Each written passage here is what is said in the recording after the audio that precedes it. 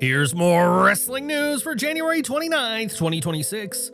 Your headlines for this afternoon include: new WWE Trademark might have spoiled Gunther vs. AJ Styles Royal Rumble finish. Was backstage heat the real reason Grayson Waller was pulled from NXT? Booker T responds to Backlash over controversial NXT comment. Rusev silences Rusev Day chant before Raw in Toronto. WWE rewrites plans leading to Star's title victory. Elayna Black reveals why WWE-TNA partnership gave her pause, and more. WWE appears to be leaning further into Gunther's emerging career killer persona.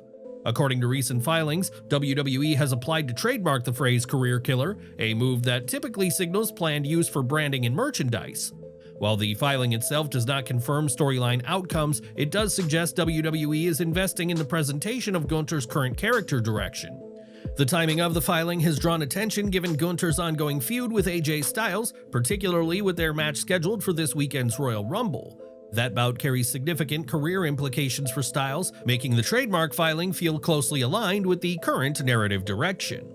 Beyond Styles, there has also been internal discussion and fan speculation about how far WWE could take the career killer concept long-term. Names such as Brock Lesnar and Chris Jericho have been mentioned in speculative conversations, though there has been no confirmation of any planned programs involving them.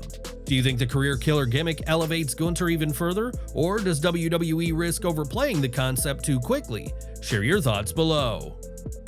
Santos Escobar is set to return to the NXT spotlight this weekend. According to PWInsider, Escobar is now scheduled to work upcoming NXT live events, effectively taking the place of Grayson Waller, who is no longer part of the current NXT touring loop. The change is described as a creative decision, with no indication of backstage issues or disciplinary action involving Waller. There is also speculation that Waller could be sent to Riyadh to be part of the Men's Royal Rumble event. The timing of Escobar's NXT return comes shortly after a high-profile appearance outside of WWE. Earlier this month, Escobar made a surprise return to AAA during the promotion's Fox debut, arriving in his former mask and attacking the reigning champion. The moment marked his first AAA appearance in several years and signaled a return to the dominant heel role under the identity he once used as El Hijo del Fantasma. Escobar re-signed with WWE in October 2025 following a brief period of free agency. While he was initially hesitant due to creative concerns, those issues were reportedly addressed, leading to a new multi-year agreement. With Escobar now active across multiple platforms, WWE and AAA appear to be positioning him in a dual-role spotlight, portrayed as a top heel presence in AAA, while continuing his trajectory within WWE programming, beginning with his renewed involvement in NXT. How do you see Santos Escobar fitting back into the NXT picture, and should WWE lean further into his international momentum? Share your thoughts below. Enjoying the video? A quick like goes a long way in helping us grow and deliver more wrestling news you care about. The pro wrestling industry is no stranger to controversy, and Booker T is not one to shy away from blunt commentary. During last week's episode of NXT, Booker T sparked online discussion with a remark made during Josh Briggs' entrance ahead of his six-man ladder match qualifier. Briggs was set to face Shiloh Hill, and Booker's comment came before the match even began. He said, "Josh Briggs, like I say, this is a pivotal moment for this guy. WrestleMania is coming up, and you know what happens after WrestleMania. People start getting cut around here." Briggs went on to lose the match, failing to qualify for the ladder match. The timing of Booker's remark, combined with the loss, led to immediate speculation online, particularly given WWE's well-documented history of roster changes following WrestleMania season. Booker, who got heat from fans for his comments, later addressed the reaction in a recent episode of his Hall of Fame podcast, acknowledging the controversy while pushing back on the idea that his comments were meant as a warning. When I talk about something, I'm pretty close and accurate to the situation more than anything. I don't do anything to step on anyone's toes or anything like that. I do things to motivate you. So I think that people took that out of context. But then again, maybe people didn't take it out of context at the same time. Booker shared his perspective on NXT as a developmental system, emphasizing the need for urgency and self-reflection among talent aiming to move up. A lot of times, just like on the main roster, it's hard to talk about certain things, but in NXT, people need to understand that NXT is a developmental system. If you're not getting yourself prepared for one of these promotions and doing it very quickly, you might need to think about, what do I need to do to get there?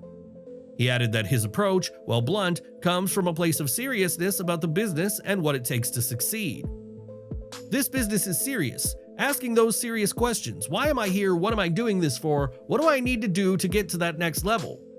Briggs has been under WWE contract since 2020 and has spent his entire run on NXT. With Booker's comments now clarified, attention turns to whether the moment was simply motivational commentary or something that resonates more deeply with Briggs moving forward. Given Booker T's experience as a two-time WWE Hall of Famer, how much weight do you put behind his words? Were his comments justified, or should that kind of message be delivered privately rather than on live television? Share your thoughts below. A brief off-camera moment involving Rusev sparked discussion among fans during this week's episode of Monday Night Raw. As Rusev was making his way into the arena, fans began chanting the familiar Rusev Day refrain. In response, Rusev turned toward the crowd and jokingly hushed them, signaling that the chant could get him into trouble if it continued. The exchange was lighthearted, but it quickly gained attention online. It remains unclear whether the moment was simply Rusev playfully interacting with fans or as a sign he was being cautious about reigniting the Rusev Day phenomenon, an act that ultimately stalled his momentum with management. The chant was among the most popular acts in the company during 2018 and 2019, with Rusev receiving massive crowd support at the time. However, it was also widely reported that Vince McMahon was not a supporter of the act, as he was known to resist fan-driven pushes. For now, the moment serves as a reminder of how strongly fans still associate Rusev with the chant and how quickly those reactions can resurface. Do you think WWE should fully lean back into Rusev Day, or would it be smarter for the company to take a different approach this time around? Maxxine Dupri's WWE Women's Intercontinental Championship win at Madison Square Garden was not part of the original plan, at least according to Natalya. In a January 26, 2026 video on Bayley's Lodestone, Natalya sat down with Maxxine Dupri and revealed that Dupri's title victory over Becky Lynch in November 2025 came after a significant creative shift. Natalya explained that Dupri's performance in her first match against Lynch played a key role in changing the direction.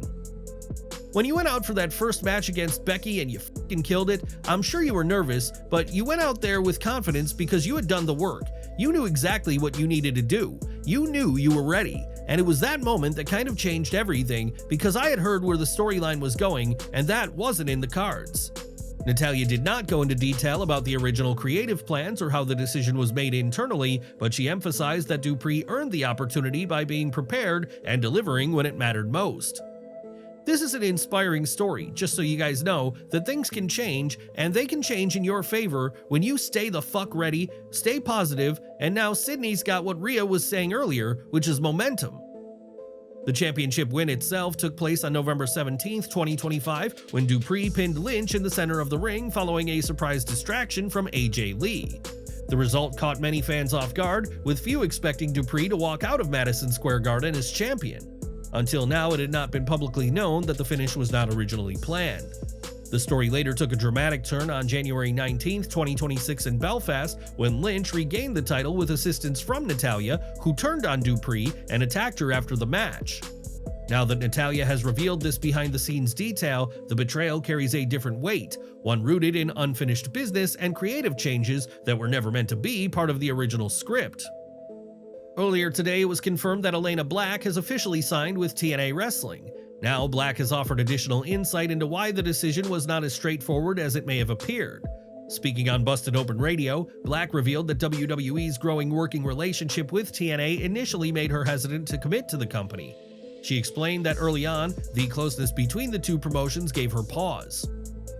I think obviously there's always a little bit of that, but right now, I think maybe more so in the beginning, I was hesitant to come to TNA just because of how close the relationship was. I kind of felt like I needed to distance myself, which I think was good, me taking that time off.